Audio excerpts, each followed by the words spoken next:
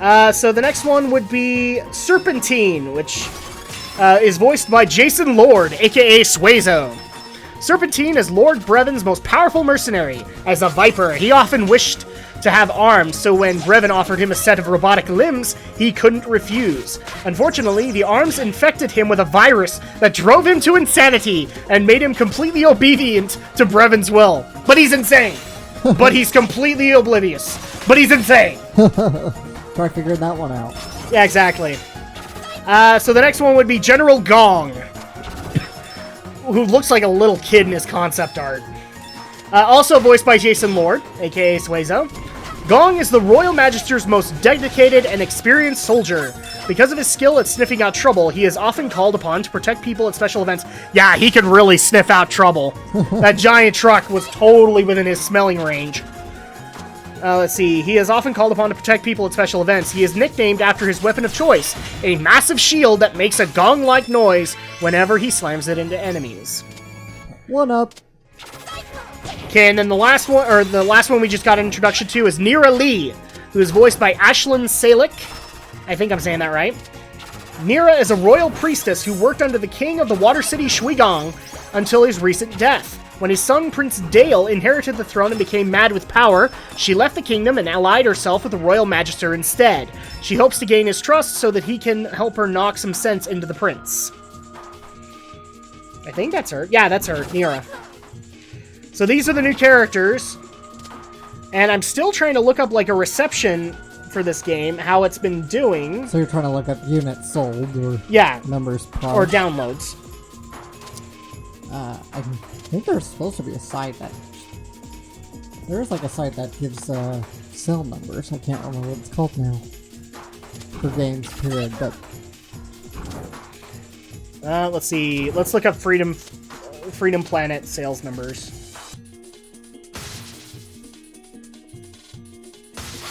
That's not what I wanted.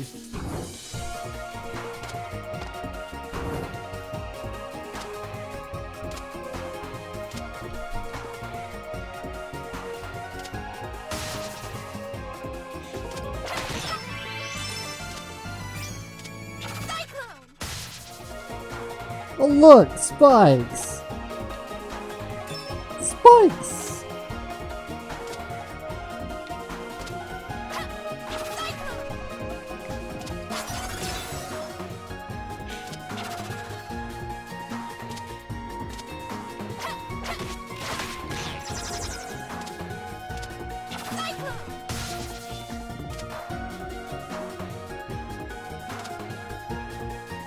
What was the site you were recommending? Fortunately, I can't remember the name. But I do... No, damn it. I know there's like a site out there that like tells number of units pushed with games. GalaxyTrail.com.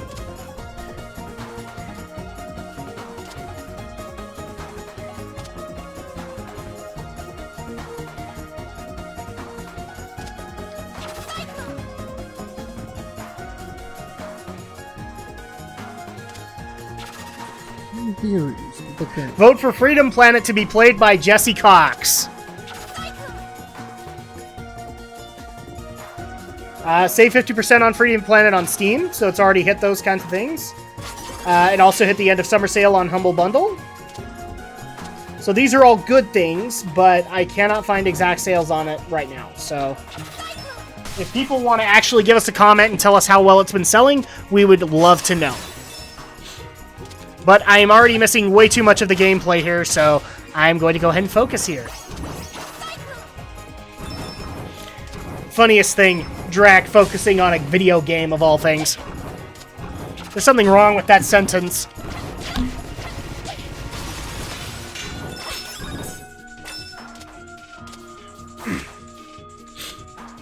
So we actually did get an interesting question when we launched the Braid first part. Okay. And I actually want to bring it to you. So I think it's kind of a dinky question, but at the same time, answering it I think would be helpful. So people have been asking, so it only took you a couple of years to start up an indie spotlight kind of thing. Why did you start it up now? Why did you feel like you needed to do it? Okay. the reason, at least in my mind, Alex can answer his own way, is that I love indie gaming. I love what it's doing for the medium, because in a lot of cases, AAA gaming isn't really getting what a lot of us appreciate out of the medium.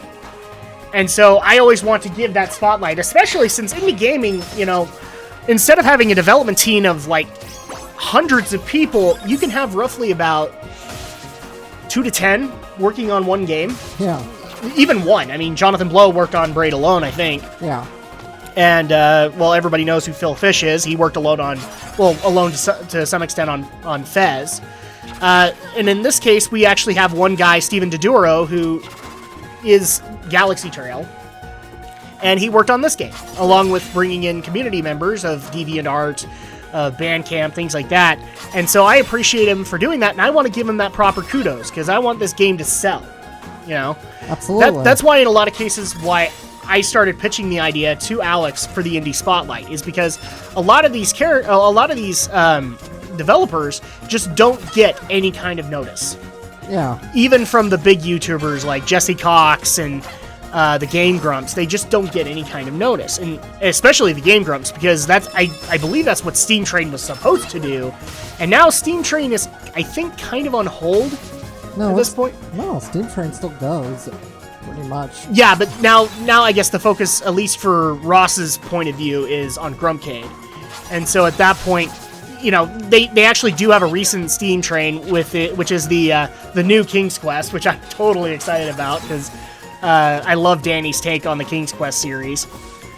Ross, not so much. Ross actually kind of gets on my nerves, I'm not going to lie. Right. Ross kind of gets on my nerves because he's always wanting to be a troll. But yeah, that's one of the main reasons that I conceptualized Indie Spotlight, is because I wanted to be able to feature some of these great creators and great minds doing what we've been screaming for in games for a couple of years now. Right, Alex? Yes. All right, so what would be your reason for wanting to do Indie Spotlight? I would say it's just the sort of fatigue I have with the AAA industry at this point. Ever since... It's kind of ironic, I guess, because I feel like the moment gaming sort of started hitting billion-dollar industries, and the moment the technology got better, I won't say the games got worse, but I feel like there's... But the plots got a little bit more predictable. And things just... And kind of bad. Yeah, and really... And I feel... And kind of a little more toxic. We've seen the bullshit that people like EA like to pull on gamers. Now we're seeing the same shit with Konami. Right? We're releasing broken games? You know, yeah. And... Right, and I think a huge problem of it is because we're now having these giant games with the budget equivalent to an expensive James Cameron movie, that it's kind of starting to take away what made games great in the early days of gaming. Yeah. And that was just the pure fun and imagination behind them. Now it all starts to feel very cosmopolitan and very alike. And it's starting to feel like only the indie developers understand that now. Yes. You know, because even some of the big names that we've mentioned, Koji Igarashi, Hideo Kojima, they're all kind of leaving the AAA world and going into an independent kind of world. Yes, and I kind of lost my thought there. I had something. And, you know, oh yeah, and I feel like I get it, that the big companies are kind of afraid to spend a lot of money on something that's kind of more experimental. Fair enough. But here's an indie game that proves you can do something with a smaller scale, a smaller budget, and it'll probably turn out just fine. You don't need to spend $200 million on something you might fear fail. Just go back to basics, go back to what worked before, and innovate and try something new, and do it on a smaller scale. Then you can work into something bigger. Exactly, and I love how the AAA developers, to some extent, like, a lot of them will go, oh, indie games are so great, especially the big three will. Mm-hmm. But some AAA developers are like, I don't see why you're doing that, because you're basically taking gaming back, like, 5 to 10 years. Yeah, but here's the thing. Simplistic design also means, like, simplistic plot, and also some of the best stories most recently, at least in my opinion, have been told in indie games. Yeah. Right now. I remember how so many people lauded Journey on PS3 and 360 for being such an innovative storyteller. And, well, but it's even though it's kind of 3D, it's based on a very simplistic kind of ideal. Yeah. So, or the other one that you and I are both excited for, I can't remember the name of it. You know the one I'm talking about that was at E3? Is it that giant open world one or what? Like the open universe one. Oh yeah, that one. I can't remember its name off the top of my head, but I'm totally excited for it because the game encourages exploration. And even the creator has acknowledged he's still discovering worlds that he never would have thought he would have discovered. So I love that whole idea, and frankly, the industry could use some new blood. Yeah. I mean, really. Nothing against the current developers and all that, but you've been using the same people for years. And now you wonder why the gamers are complaining that your ideas are getting stale. Yeah. It's because you're using the same guys. Nothing against those guys, but they haven't really been encouraged to think outside the box. Exactly. Instead, they've been encouraged to stay inside the box and never ever leave. That's pretty much it. That was Bungie's main complaint with not wanting to do Halo anymore. Yeah. And why they got into some point of conflict with Microsoft over it. And, well, given that we are playing a very Sonic-esque game, that's really why Yuji Naka left Sega and Sonic Team. He didn't want to be making Sonic games the rest of his life. No! And there's nothing wrong with that. I mean, eventually you have to pass the torch on. Some of the developers that we applaud, I mean, they're looking at that time in their lives. Yeah. Miyamoto's not going to be at Nintendo forever. And so he has to eventually pass that torch on. And so, while some companies get it, some just don't. Mm-hmm. And that's a sad thing. Wouldn't it be interesting if Steven Doduro, after the success of this game, got contacted by Sonic Team? We want you to direct a game. Yeah. Maybe like Freedom Planet 2, or maybe he directs the next Sonic game. Hell, a crossover for Freedom Planet and Sonic. Something like that. You know, that's what could happen out of this. Dude, Is it likely that'll happen? Probably not. Because Steven will probably say, no, I'm more interested in doing Freedom Planet on my own. Yeah. But, you know, maybe I'll give him the race, because I'm seeing a headcanon here. You know, Sonic... Okay, what's her name again? I don't remember. Lilac. Lilac. Sonic and Lilac they're kind of rivals because they're both fast. Then they kind of learn to, maybe like each other. Maybe Sonic gets a little bit of a crush on Lilac. Oh my god, the cuteness potential is there. Yeah, there's tons of potential, but there's also potential to never cross it over. I know. Freedom Planet can stand on its own merit. Absolutely. You know? But I feel like, man, if these two universes did meet, it could be really something special. Because they really have so much. As you can tell, this is a very homage to Sonic games, and just as well, we just finished. And we just finished playing Braid, which was an homage to Mario. And I would actually dare say, like, a lot of platformers that are indie games are homages to Mario. Super Meat Boy is an homage to Mario. Of course, because it's the standard setter, the yeah. setter. In fact, in a lot of cases, I've actually seen people say this, and I kind of agree. Super Meat Boy now is kind of the hardcore Mario game. You know, like, where you... Like, if you ever wanted to have, like, the no-death run in a Mario game, well, Super Meat Boy kind of allows for that. Good luck with it, but it allows for that kind of opportunity. I'm kind of lost because this is kind of a maze, clearly. So hopefully that kind of sheds some light onto why we wanted to do Indie Spotlight. It really is because we want to showcase the talents of some of these indie developers who sometimes just really go under the radar. Yeah, and any appreciation I can get from anybody, I think is good.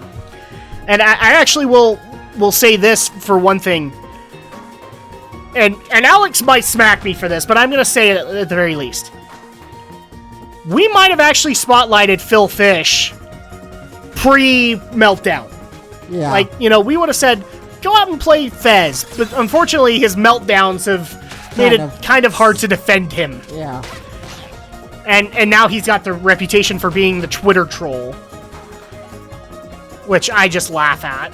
And on kind of another sort of going on the same note, that we want to give these creators their dues, attention, and their due spotlight. Well, on my own channel, what have I been doing? I played Long Live the Queen. Well, because I did that... That is an indie game, isn't it? Yes, it is. And because of that, I got two of my own friends interested in picking up the game, and they did it. And they went out and got themselves a copy.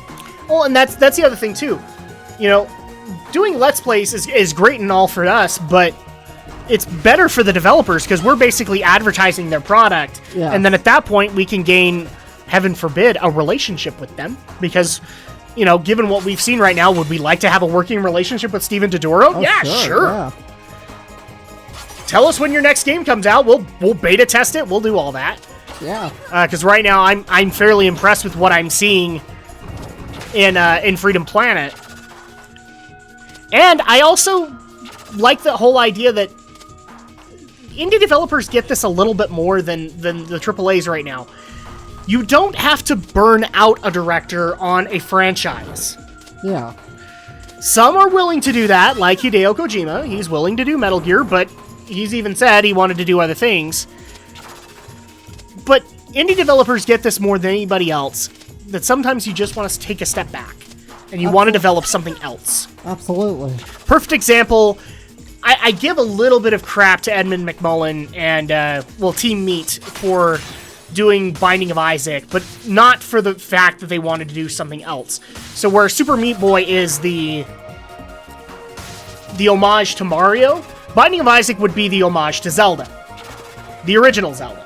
Absolutely. So I will always give them that credit. I'm not the biggest fan of Binding of Isaac, but it pretty much solidifies the concept that they're not bound to sequels like the AAA developers are now. Yes. Ubisoft feels like they have to come up with a new Assassin's Creed every year. They don't, but they feel like that's the only way they're going to get the money. Yeah, and this is something, of course, Matt Pat, the game theorist, talked about. Right? Why is the game industry not innovating? Because, well, one, games are getting more expensive, and therefore it's harder to turn a profit. Well, it's not just the gaming industry. The film industry's stuck in the same rut. Definitely, but obviously we're talking about games right now. So yeah. No, it's like industries in general are kind of stuck in this rut. They have to stay with given mediums. So, like, for example, Ubisoft has to stay with Assassin's Creed. Mm-hmm. EA has to stay with Battlefield, or in this case, Battlefront, or any kind of Star Wars game. Depending on DICE's success for Mirror's Edge Catalyst, they might have to stick with Mirror's Edge. Bungie has to stick with Destiny, even though they may not want to.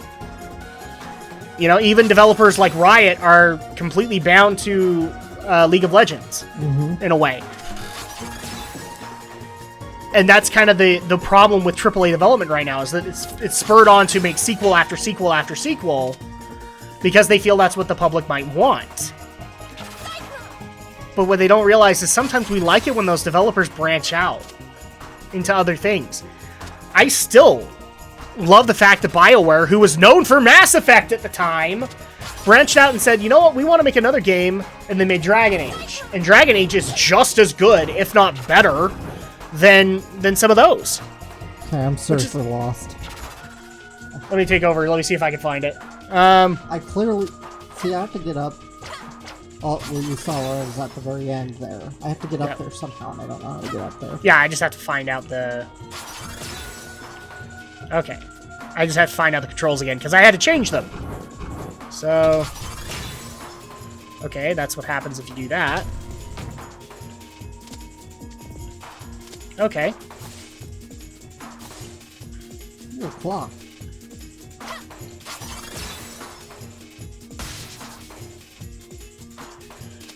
Alright. Well, I can already tell you this thing controls pretty solid. Yeah, the control is really good.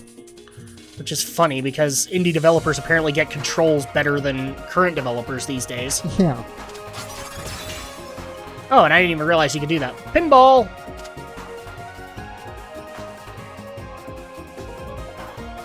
So yeah, to get up there somehow. And I keep forgetting the buttons. Alright. Okay, I've forgotten them too. There we go. But it's further up there, because I've been here before and I have nowhere else Yep. to go.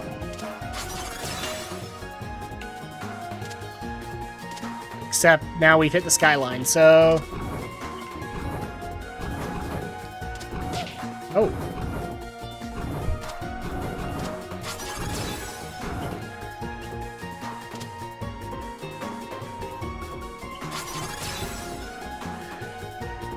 Okay, well, let's go in here. See if maybe...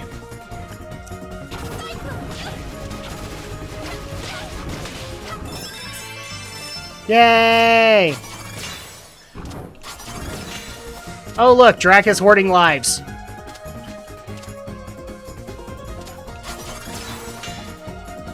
Okay, so this is where this goes.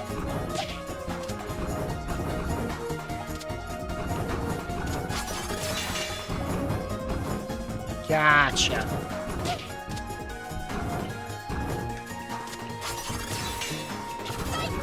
Okay, why does it leave it here if we're not able to do anything with it? It does.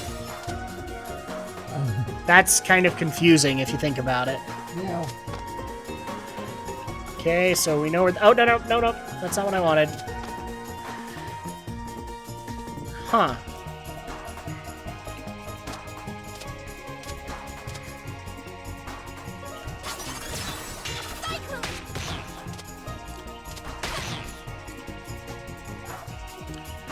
Okay. Nothing up here.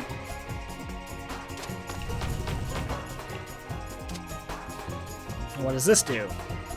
Nothing. Absolutely nothing.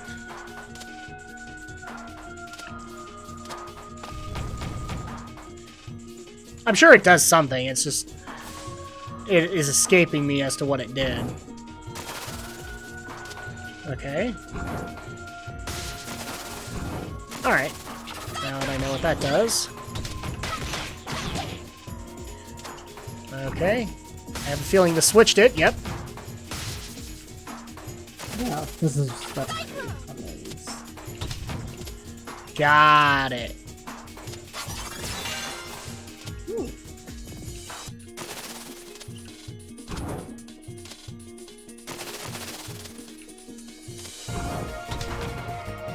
I don't think there's anything else over here, so. Okay. I'm getting it. Slowly.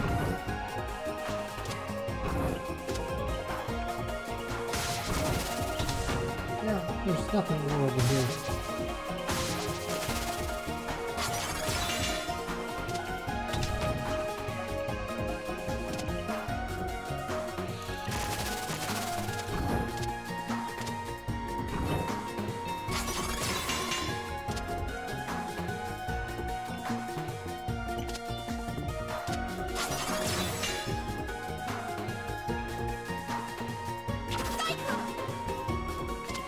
Okay, so we went up this way, right? Cool. Where's this go?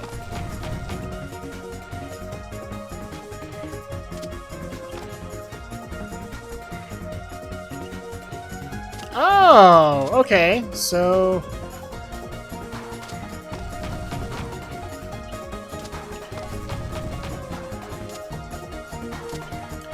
So this just takes me up here.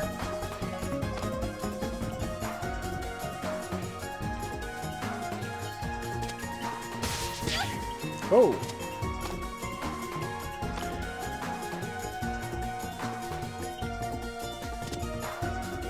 Okay, so if I do this, how does this change the landscape downstairs?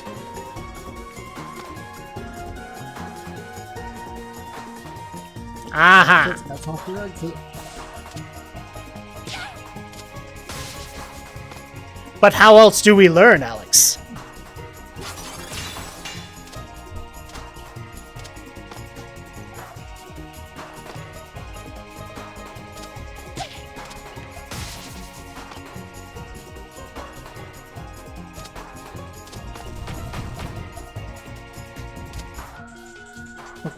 Okay. There's nothing more over here.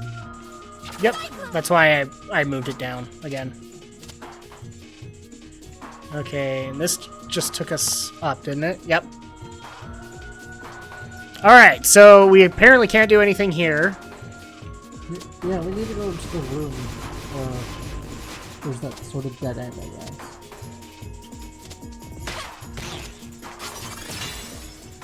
Yeah.